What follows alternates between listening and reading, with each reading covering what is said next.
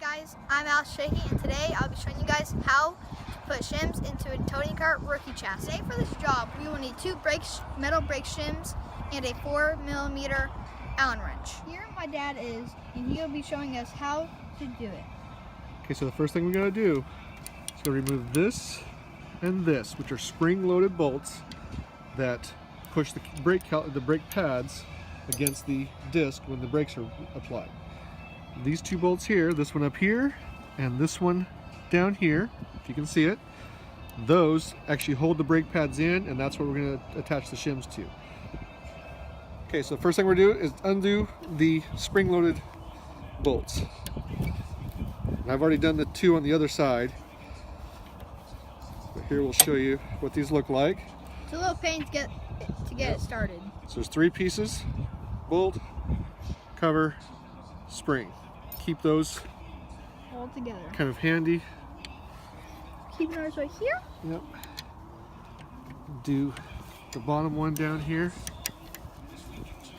And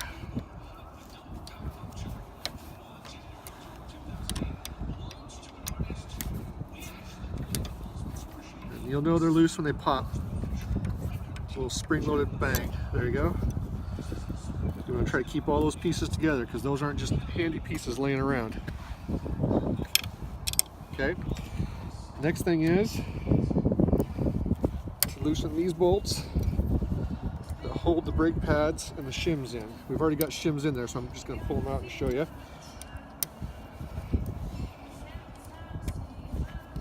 Now sometimes there's a nut. Let's take off these bolts that hold in the brake pads and the shims. There's a nut on the back side, and sometimes it gets stripped out, so you can wedge it with a little flat blade screwdriver,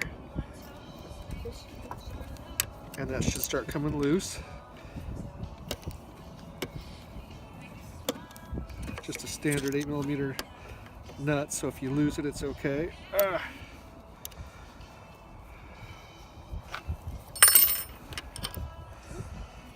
This is not a job you want to do in a hurry at the racetrack on a race day, for sure. You want to make sure your brakes are good to go before you send your kid out on the track. Or yourself.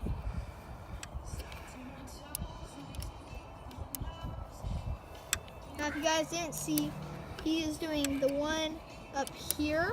He's doing the top one. And there's the bottom one down here. I don't know if you guys didn't see that. Okay.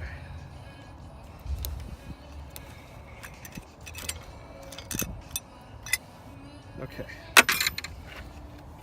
This one can be a little hard to get into, so you gotta make sure you're using a small L handle, or a small L handle Allen wrench. Once you get it loosened, it kind of sits underneath that brake line. Go ahead and back up a little bit. There you go. Okay, slide that out. Okay, now from the front side here, you can kind of push the brake pads out. Okay, that's all the brake pads are. Now, if you don't have any shims, this can be a real quick brake pad change if you're having issues. We usually put shims in to extend the life of the brake pads a little bit. I can see at least one in there. Yeah, there's one shim right now. Okay, that just slides out. Now, when you put it back in, okay, what basically is you're putting it on that side, and what it's doing is it's a real thin piece of metal, and it just pushes the brake pad that much closer to the brake disc. And even though this looks like it has a lot of material here, it's pretty shot after a while. These brakes have at least 2 seasons on them. We're probably going to replace these before the start of the next season, but just for demonstration purposes. Now, this can be a real trick trying to get these in. Kind of slide those in together. What I will usually do is try to sneak my Allen wrench in there and try to hold the whole thing. Well, that's kind of there. Bolt go, and then I'll start this side and then go back in the other side here.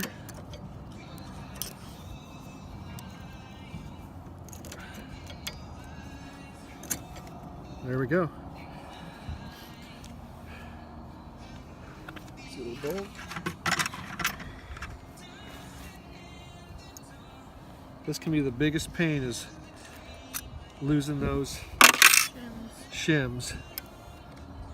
I can't see it. I think I lost it though, sure enough. So I just use a small flat blade screwdriver to try to keep it in line. There we go. I just try to wiggle it through. There, I think I got it. Yep. And back in the other side. Put the screws back in. Make sure this one, and then these two spring-loaded bolts go back in tight. The shim's in, and you've got these bolts reattached. We'll still go through and tighten these up, but then you got to put these spring-loaded bolts in. It can take a little effort. You got to kind of jam them in and twist at the same time.